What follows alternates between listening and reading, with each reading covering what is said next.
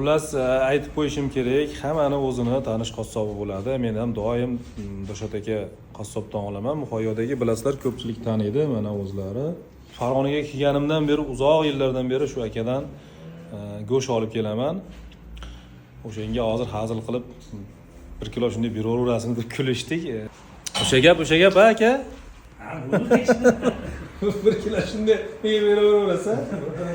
Sodiq nima mijozligim uchun. Lekin atrofdan ham olib ko'rdim, aka baribir ichim chiqmadi. Endi kimga qanaqa yana bilmadim, bu meni fikrim. Sog' bo'linglar. Bu yerda sizga shashlik qilaman, siz ko'miri bilan, mana ko'mirlari. Tayyor mana qiyma. Hozir bu qiymani g'ijduvon, non qo'shilmagan qiyma, tayyor ishlangan qiyma. Suqqa tortasiz, shashlik qilib pishiraverasiz. Qazi, til, qo'y go'shti, mana qo'yning oyoqlari.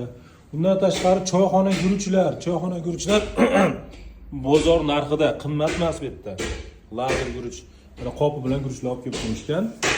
Bemalol kelib bitta ovqat xarajatini chetdan qilib, shashlik deysizmi, osh deysizmi, dimlama deysizmi, hamma yoqda qilib chiqib ketaverasiz. Bu qassobxona qayerda desalaring, mana Muhayyoni svetofori, mana sentrdan Vadil tomonga ketish, mana o'sha qassobxona. Dilshod akaning qassobxonasi. Juda ko'pchilik taniydi.